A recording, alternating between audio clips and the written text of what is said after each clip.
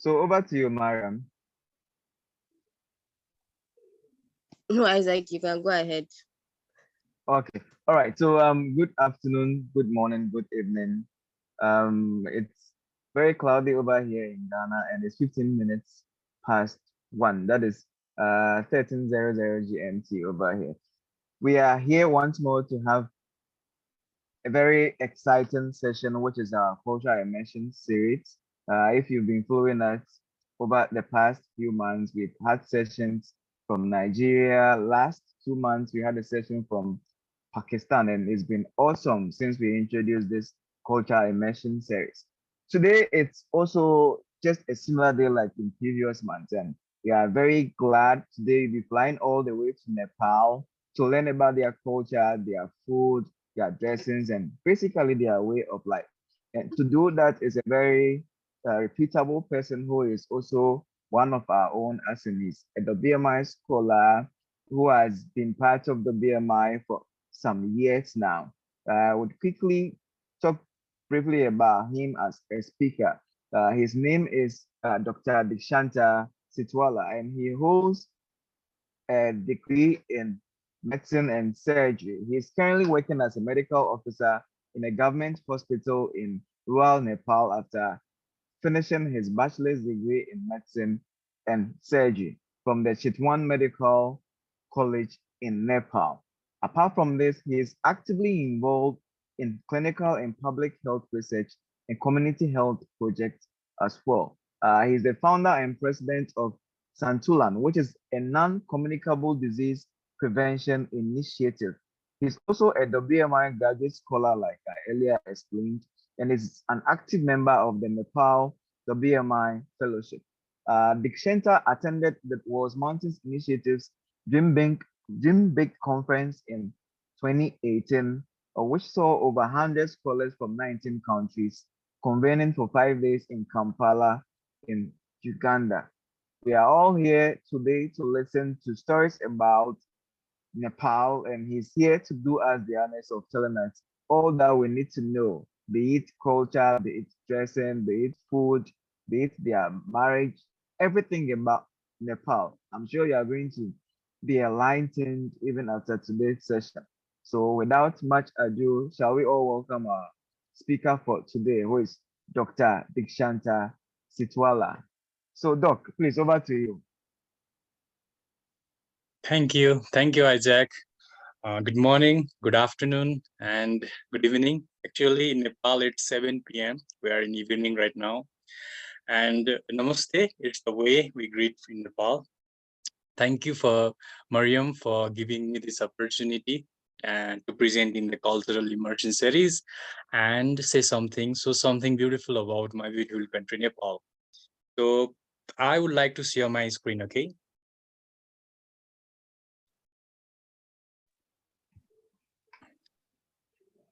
So yeah, you can see the screen, right? Are you seeing this, Yes, Isaac? Okay. Yeah, we Okay. can all see. So wait. Okay. Namaste from Nepal. This is the way we greet in Nepal. And this is the flag of Nepal. It is one of the unique flags in the whole world that is triangular in shape. And Nepal, it lies in Asia. It lies in Asia, in South Asia, and it's between India and China. Actually, China lies in the north, and India lies in the east, west, and south of Nepal. So this is the map of Nepal. And talking about the Kathmandu, Nepal, it's the Kathmandu, it's geographical information about Nepal. Kathmandu is the capital of Nepal, and the language we speak here is Nepali. And the currency is rupees in Nepal. Its area is 147,181 square kilometer. And the majority of people in Nepal follow Hindu religion, and some of them are Buddhism. Sorry, my screen, I set some timing for my screen and it's going fast. So I am making it back and forth. And the timing region for Nepal is GMT plus 5 hours 45 minutes. and the country code for communication is +977. So Nepalese rupees, $1 equals to about 127 Nepalese rupees. And the political system is Federal Republic, multi-party democracy system. Currently, there is president in Nepal, and we elect the members of Constituent Assembly, and they elect the president. That's the way we choose our president in Nepal. And like others, Nepal has 4 major seasons: winter, spring, summer, and autumn. And the beautiful thing I would like to share is Nepal can be visited the whole year round. And Nepal is the land of mountains, land of high Himalayas. There are 10 mountains in the world that are above 8,000 meters. Out of the 10, 8 lies in Nepal. And the highest peak in the world, Mount Everest, it also lies in Nepal. And another thing, speciality about Nepal is the land of brave Gurkhas. Gurkhas are the soldiers that are known for their bravery. And there is in UK, there is separate regiment in military that are known as Gurkha regiment because of their bravery during the World War. There is separate regiment in UK Army. I'm sorry for the slide. And it is also the birthplace of Lord Buddha, who started Buddhism, and he was born in Nepal. And in terms of water resources, Nepal is the second richest country in the world in terms of fresh water resources. So Nepal is a landlocked country and it is not attached to sea, but in terms of fresh water resources, it is second richest country in the world. Okay. These are the beautiful pics. This one is the Fistel, and this one is the Langtang, I guess, because I live near this mountain, the second one. And facts and figures about Nepal. Nepal is a very small country. It occupies only about 0.1% of the earth. But in terms of flowering plants, 2% of all the flowering plants in the world are lie in Nepal. 8% of the world's population of birds, more than 848 species, live in Nepal. 4% of mammals of earth. 11 of the world's 15 families of butterfly, more than 500 species live in Nepal. 600 indigenous plant families. There are 600 indigenous plant families in Nepal, and 219 species of exotic orchids. Orchids are the flowers, they lie in Nepal. Yeah, These no are, wonder you guys have such a beautiful landscape. I'm sorry, Maria. No, I was just commenting, like no wonder like Nepal has like a very beautiful landscape, like scenery, like a lot of Yeah. like beautiful scenery with the plants and flowers and all. Okay. So shall I start? Yes, please go on. Sorry. Okay. So this is the picture of the Gurkhas. They are known as the brave soldiers since the history in the World War. Also, they play World War II. They also contributed from the side of UK, England. You will be surprised to know that Nepal is known as the land of peace because Nepal did not directly participated in the Second World War, but they contributed. They helped the England to fight Second World War. That's why there is separate Gurkha regiment in the England. These are the pictures, the people of Nepal. This is our national costume, daura, surol, and sut. The guy and kukuri, the weapon he is keeping in his waist is kukuri. It is the national weapon, or it is very famous weapon in Nepal. And Gurkhas, like they fight with kukuris rather than guns because this is the weapon they fought, and they fought very bravely. And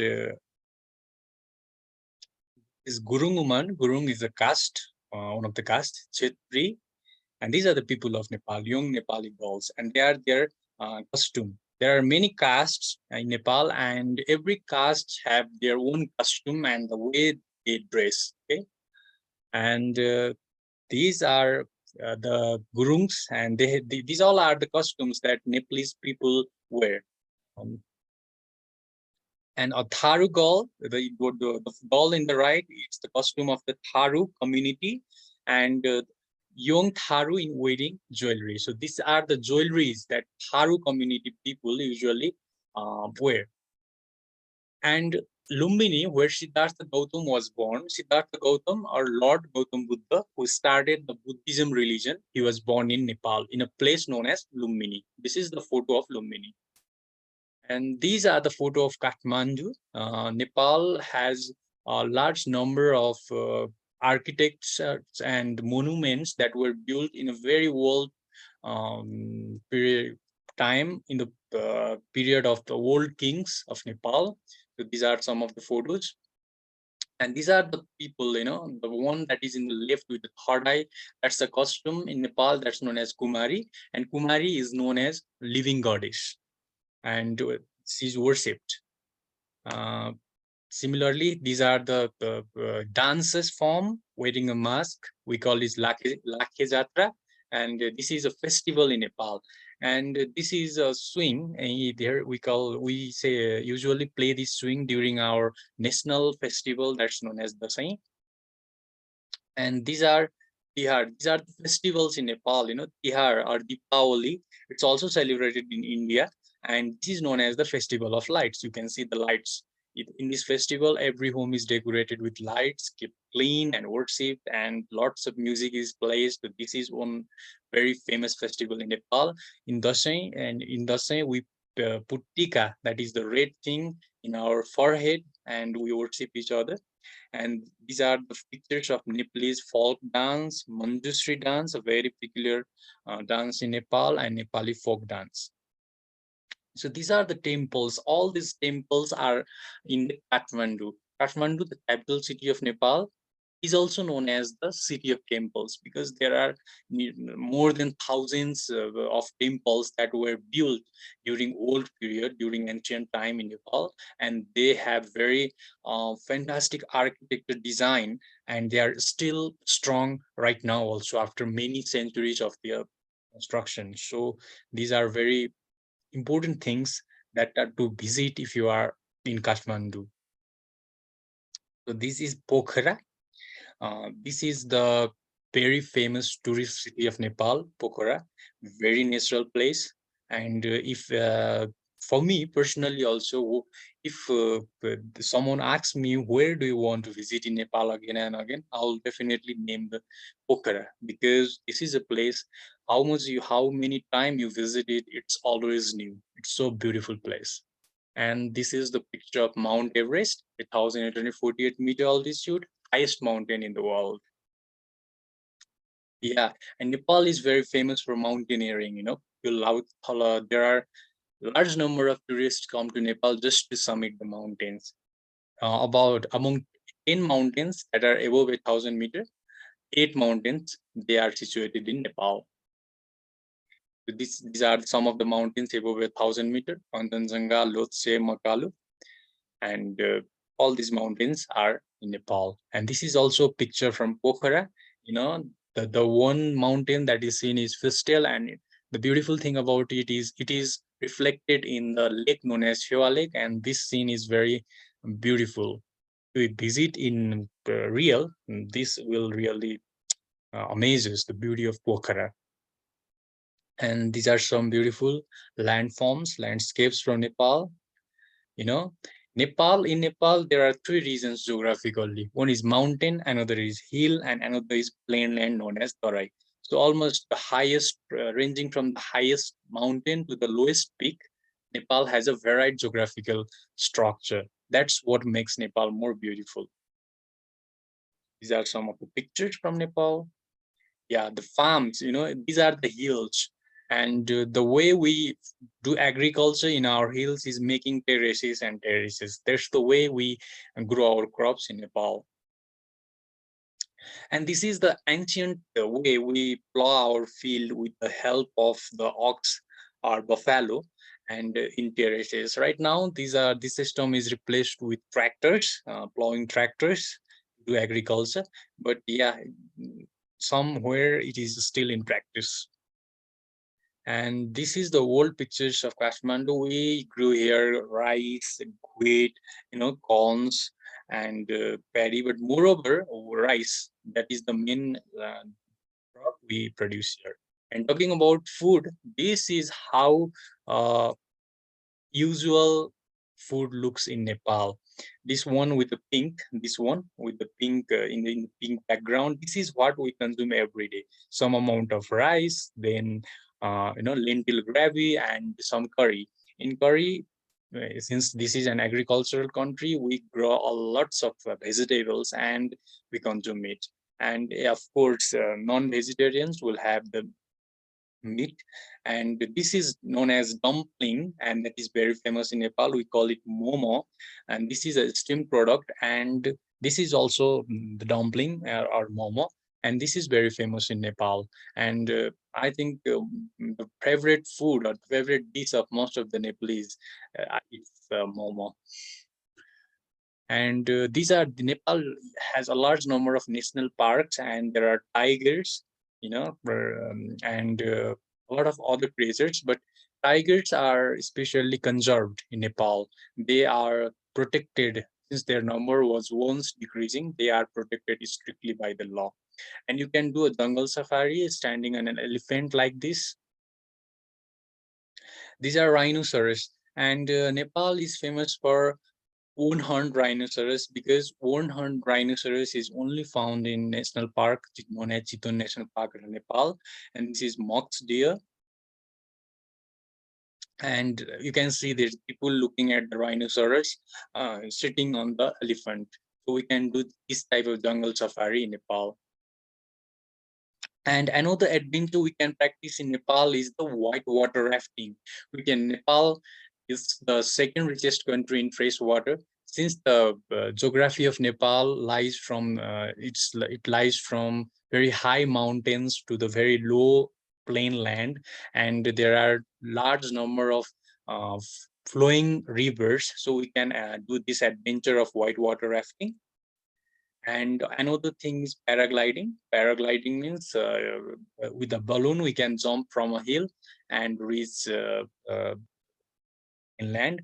And we can do trekkings, and we can do mountain flights. And other adventures are like bungee jumping. We can do bungee jumping, and we can do trekking. So yeah, this much is about this is about Nepal. I guess I gave all of you a brief introduction to Nepal. And I think my presentation became a bit short, but I hope I gave you some brief glimpses of Nepal. Thank you. Wow, that was a brilliant presentation. We really appreciate it. I've learned a lot. I've learned a lot.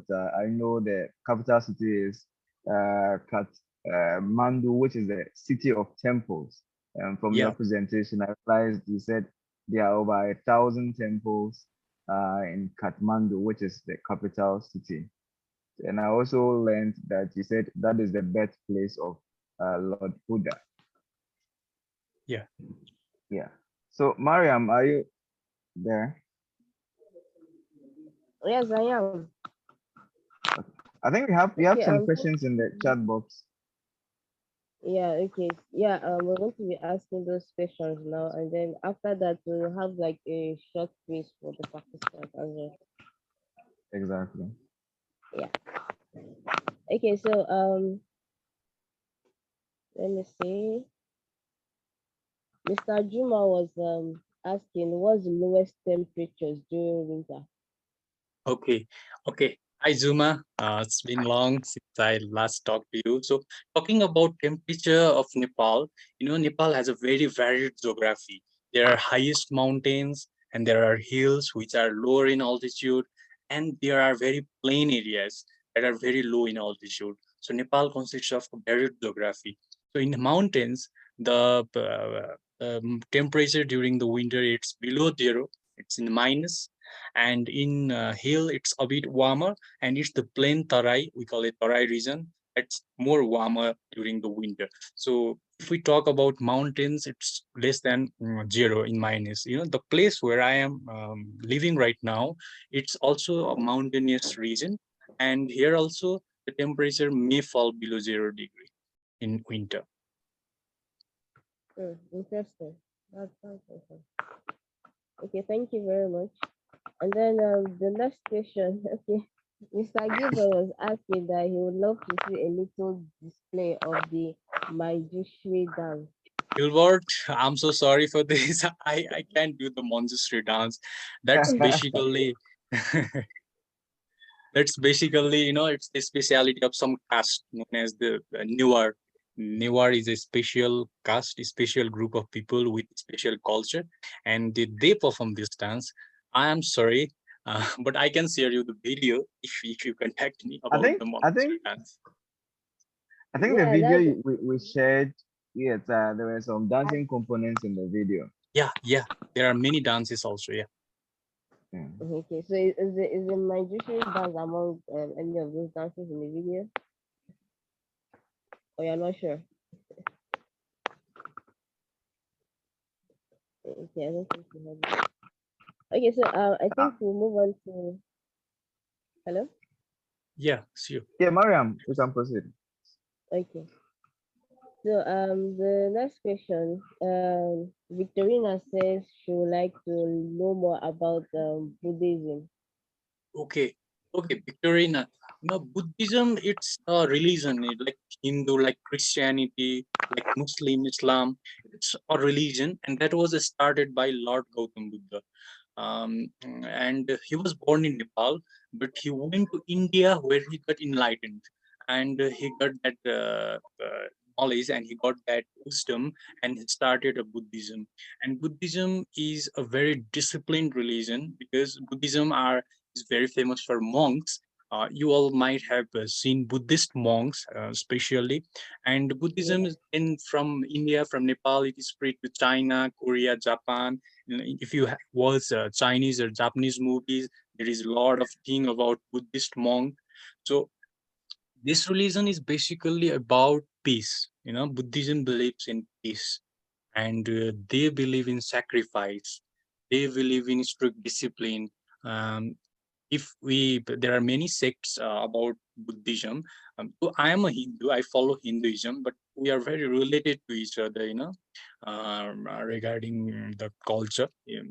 And Buddhism is all about peace and discipline, and just making yourself clean with the wisdom.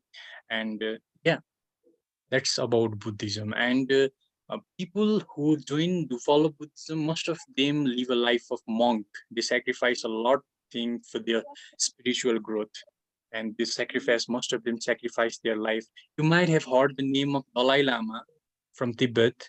He is very famous in the world. So he's a Buddhist. He has written many Oh, books. Yeah, they are very powerful people. Very powerful, very spiritual people. Yeah. Thank you very much, um, Shanta. Okay, so we've got one other question from Fode. He said, "Wow, thank you so much, Deekshanta, for such a wonderful presentation. Nepal has an incredible history and culture, but is Nepal now a democratic sovereign region in South Asia, or is it still under the ruling of king and queen?" Okay, okay, Fordy. Thank you very much. Nepal was under the ruling of king or queen, and about 12 to 15 years ago. I was just a child at that time. There was a people's movement, multi-party people's movement, and everybody. There was a great revolution in Nepal, and the king and queen was removed. And now it's a democratic country. We elect the people. We elect the people of the constituency, and they elect the president. So it's a democratic country now, and we have a president, elected president in our country. But the political system is we don't directly elect the president. We elect the member of constituent assembly first, and then the elected members of constituent assembly elect the president. So I hope I answer your question. Yeah, you did, and that makes a lot of sense. Thank you very much, Victor.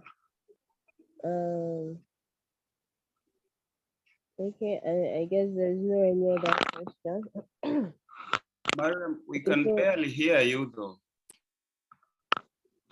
oh, sorry about that, Juma. Can you hear me now? Yes. Yeah, it's better. Hello. Oh, okay, Yeah, Mariam, we can hear you. okay, awesome. I was saying like there's no any other question on the chat box. So since there's none, I would like to ask some popular questions to our participants. Okay, so let me see. For the first question, while Deekshant was giving his presentation, he mentioned about some festivals and he made mention of one famous festival in Nepal. Who can tell us the name of that festival? Like all names? I'm good at calling names. Mariam, don't call me, please. All right. So I think if I may, No, Isaac, no, don't worry. Yeah, you can't say anything on this. I already know you jotted out yeah, something, so I'm not going to call you. exactly. Let's see, but I can't. Let me look for trouble. Let me go with Juma.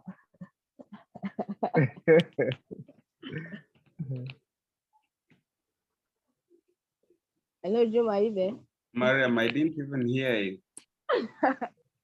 Oh, All okay. right. So Juma, Mariam is asking. In Dikshanta's presentation, he made mention of some festivals, and Mariam wants to know any of the festivals from you.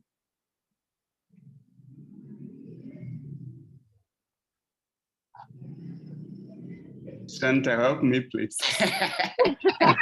Okay, Juma, I call the Festival of Lights. Might remember. The Festival of Lights, yeah. Oh, Yeah. thank you. That's known as Deepavali. Okay, I'll repeat it. That's known as Deepavali. In Nepali, Deep means light and Oli means the festival. So Wow. that's the Deepavali. And in that Yeah. festival, I almost also, every home in Nepal becomes lightened by a lot of lamps. Dikshanta, I also Oh, had Kumari. I don't know if that one is a festival.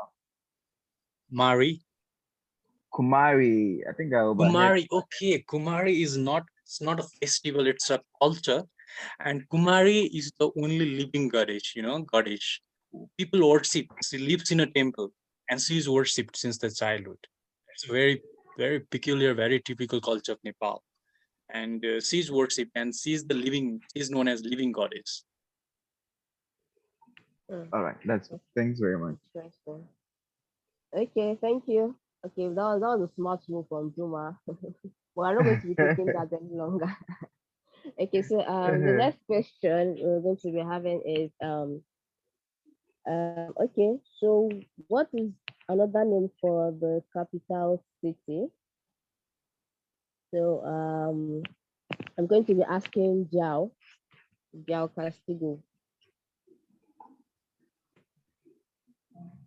Miriam, why are you not asking me easy ones? Huh? Also, we have some questions also, okay, in the chat. Exactly. Yeah. Okay, There's a okay, question okay. in the Let me chat take box. the question. Okay, let me take them. Okay. Let's see. Okay. Okay. Yeah, that is also my brother. You made me feel like visiting Nepal Sunday. So do the people of Nepal marry other nationals? Okay. Here comes Gilbert. Okay, no, it's not Gilbert today. It's for the marriage question. Well, let's go and see. Yeah. Nepalese people are so open-minded, but you need to impress them first if you want to marry a Nepalese girl for the yeah. I think People of I'll. Nepal marry other nationals also because previously in the world time it used to be a bit strict regarding marriage, but it's also strict right now also culturally. But yeah, people have married all Nepalese people have married other nationals also. Yeah. Well, awesome. So Dikshanta, am I free to make a move on you right now? I would love to get married into Nepal. Okay, we'll talk. We'll talk about. Okay, thank you very much for that. Okay, and then the next question is, what is the agriculture form in Nepal to practice? Like, what form of Okay, agriculture in okay. Nepal? The Thanks. Thanks for the question, Zhao. Nepal is an agricultural country, basically. More than 60% of Nepalese people are involved in agriculture. And talking about the agriculture form in Nepal, it's a, like I already said, it's a country with very varied geography. There are mountains, there are hills, and there are plain lands that are known as Tarai. So that plain lands that is known as Tarai is known as the agro form of Nepal, because most of the crops are produced here, and the major staple crops are rice, wheat, corn. They are produced here, and also horticulture is practiced here. We grow fruits, and in hills also there are some kind of paddy. There are some kind of rice and corn and fruits. But in mountains, the agriculture is not so much practiced, and there are only few things that can be grown in the high mountains. And in very high altitude, we cannot grow crops. But in mountainous region, we usually have some crops like potatoes and some fruits like mangoes, and that is known as papar in Nepal, but I didn't know its English translation. This is how it is practiced, but basically the majority of agriculture is practiced in the plain region of Nepal, that is known as Tarai.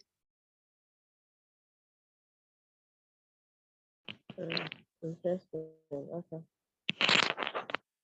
Yeah. Okay. So I said it. I said it. I was waiting for it. Yeah. Here comes Gilbert with the marriage question. Okay. So now he's asking. Someone marry more than one wife. Okay, okay, okay. Gilbert, why are you? Gilbert and his You're, questions. I think you're okay. The Yeah, but in Nepal, mm, you cannot marry legally. You cannot marry more than one wife. If you marry two wives, and if the older wife put a case on you, you will go be in the jail. So that's how it is in polygamy. Polygamy is illegal in Nepal, but yeah, people marry too, but they somehow manage to settle both of them. Uh, but legally, it is not accepted in Nepal, and people are punished for polygamy, marrying one more than one wife. Okay, there you have it, Gilbert. So if you're thinking of marrying more than one Nepali lady, I don't I'm think you should sure go Gilbert wants ahead. to marry two or even more than two.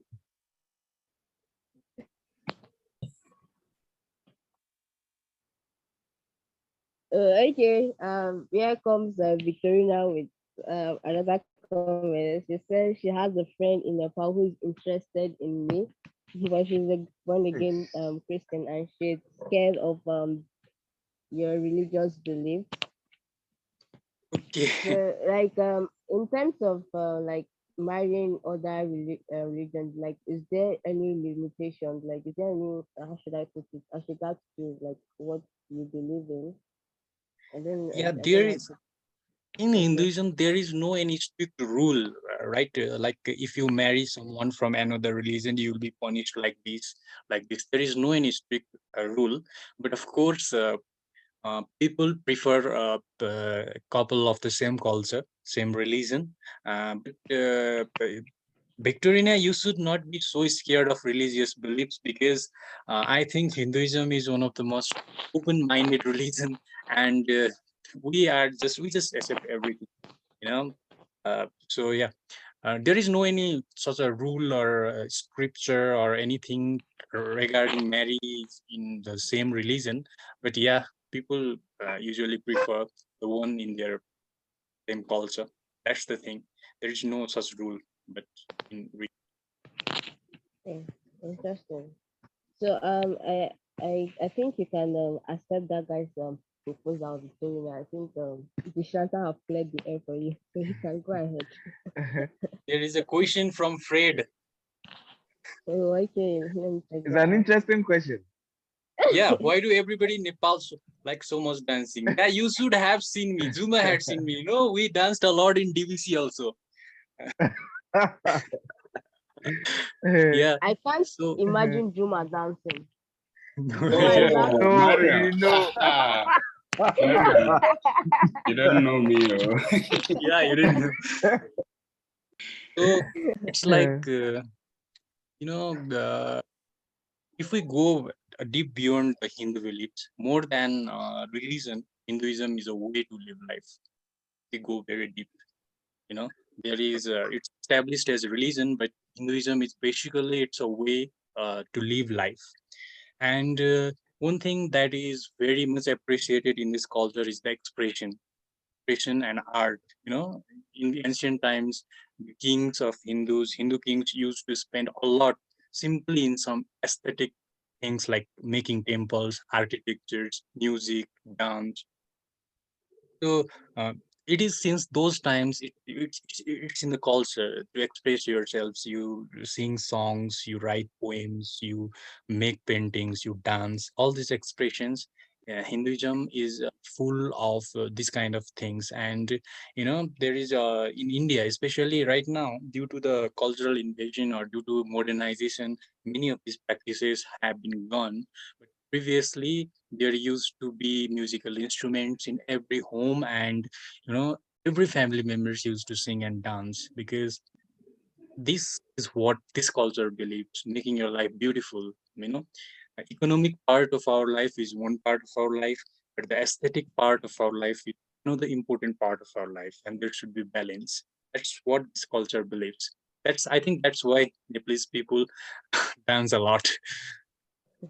Yeah, yeah, I think it's amazing. Like it's awesome, and then I think that's why your country is kind of like as one of like the happy and like peaceful countries because of that. Yeah, that characteristic. Because when you're dancing, you forget your stories. When you're dancing, you're singing. I'm not talking about all those sad music that because I mean like when I engage in that kind of dancing and singing like there's that happiness that comes with it, and then you forget about like the life worries and all. So yeah, it's really cool and amazing. Okay, so okay, you wanted to say something? I think, yeah, Fode has another question. It's about marriage, I know. Yeah. Okay, I'm okay, Gilbert is okay. I love this. okay. 4 days. Question. He has asked like I'm from an Islamic background in Sierra Leone, where a man can marry to maximum of 5 years or number of wife. Yes, 5 wives. Oh, uh, if I may ask, is there a fraction of Muslims and Christians in Nepal? Yeah, it's about only 80%, 70 to 80% of people in Nepal follow Hinduism, and there are Muslims, there are and second, there is Buddhism, and there are Christians and Muslims also. And the good thing is, I have also some Muslim friends, and we go to their festivals, and in Ramadan they invite us, they give us good food. So yeah, there are Muslims and Christians in Nepal also. Wow. That's great to hear. Okay. Okay. Uh, okay, I'm Gilbert is saying I love this season a lot. A private session, but the marriage I may have to go to Mariam country instead. Over there, everything is free. Who told you that? Gilbert, you have no idea. I swear you don't know. Okay. Also, Victoria. Okay, so I'm changing my search engines to Nigerian brothers. I welcome. There are a lot of them here, but shall be careful of the Yoruba demons. Okay. All of the questions we have for today. Okay, so before we go, I would just like to ask one more question to our participants. So while Deekshanta was giving his presentation, he mentioned about some very famous dishes or foods in Nepal. So can anyone help us with that? I think we can go with Gilbert, our foodie. Can Oh, Gilbert Mariam, tell I us? thought you said anyone. I changed my mind. Then all of a sudden you decided to name me anyone. Anyway, I can't really remember the names, but I think I can still feel how they Okay. I didn't mean I'd ask a question regarding marriage. I'm very sure you will have come up with the answer. Of course, of course. Okay, so I I think think he mentioned about the momo food and dumplings, the right? momo for Yeah, the it's called yeah. momo, and it's very famous among all the Nepalese. They all love it.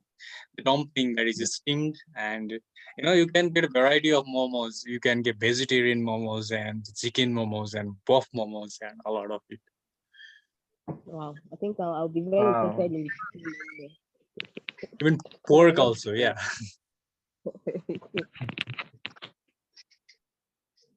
I guess that's all we have. So over to you, Isaac.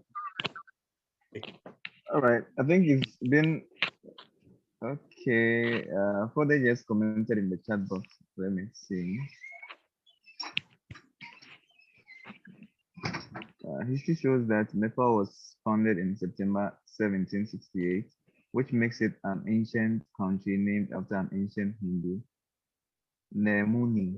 Was Nepal colonized? If yes, who is your colonizer? Okay, that's very understood. That's a great question. So yeah, Gilbert, no, Kode, thank you for the question. The beautiful thing of Nepal about Nepal is, and why Nepal is known as the land of brave Gurkhas is it was never colonized, never became colonized. The British colonized India. The British colonized India, and from India they tried to come to Nepal. But Gurkhas stopped them there and they did not let them into Nepal. That's why Nepal is never colonized. But what was the condition of Nepal was it was divided in very small states, very small kingdoms, small kingdoms, and they used to fight with each other. And there came a king known as Prithvinarayan Saha, and he just united all of the kingdoms, small kingdoms, into a large nation and make Nepal. And that's how Nepal was founded. It was never colonized. It was divided into many small kingdoms, which was later united to form a larger Nepal and greater Nepal. All right. Thank you very much for the clarification. I don't know if there is any other question in the chat box. Let me check. Okay, if anyone All has any right. other Yes. question or need any clarification, they can just unmute themselves and then go ahead before we close off finally. But if there's none, So Gilbert Castigo for the Juma, any question? Ibrahim, any question before we wrap up?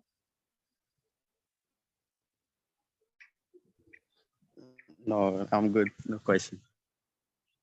Yeah, I'm just planning my trip to Nepal. Yeah, Zuma, I want to meet you there. Juma, please please take take me me with along. Okay. Juma, Talk to Mariam and me, I will be joining you. talk to me nicely, but Deekshanta will provide accommodation, so he has to. Sure, he Yeah, will. sure. I will provide accommodation. Please come to Nepal. I'm also. Sure.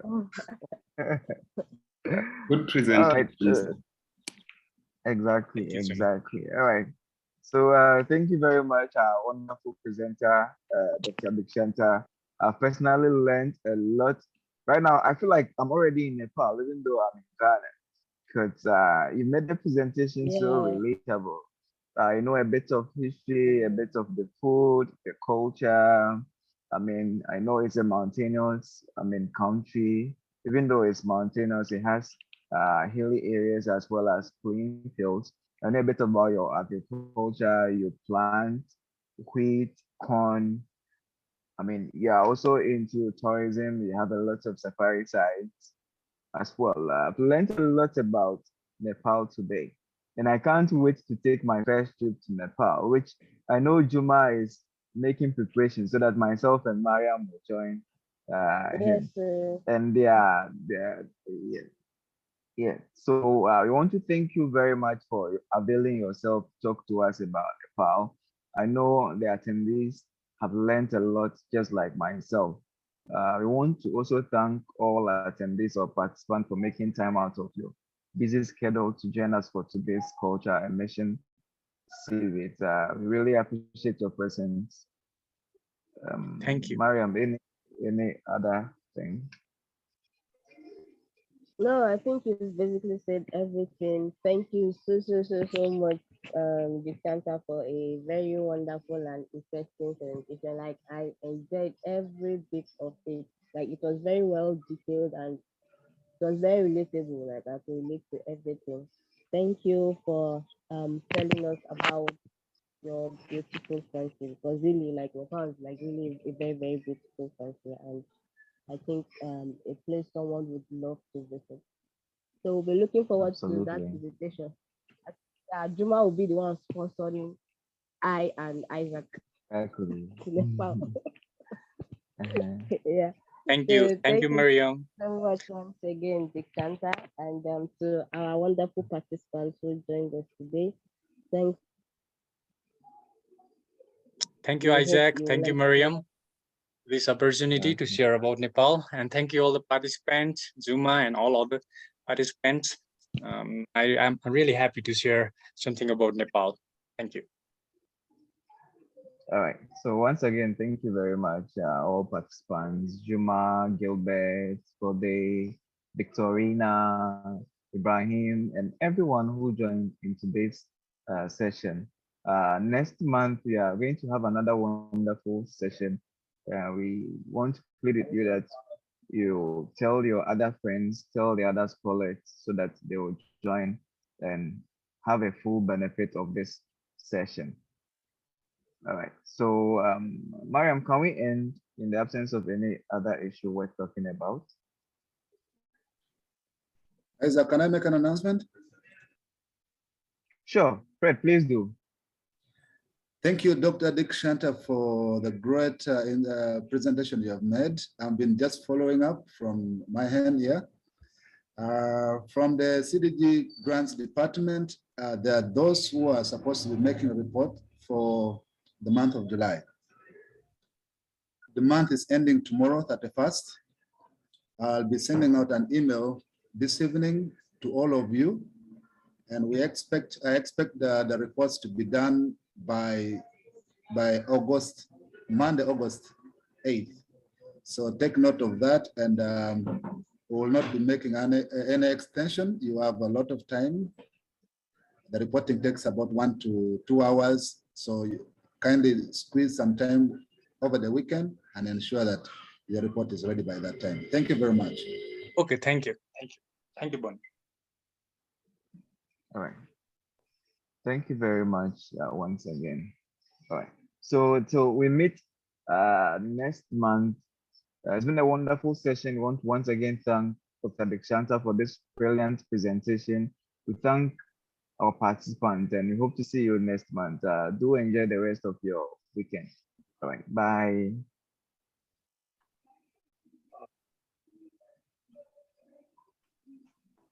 Bye, everyone.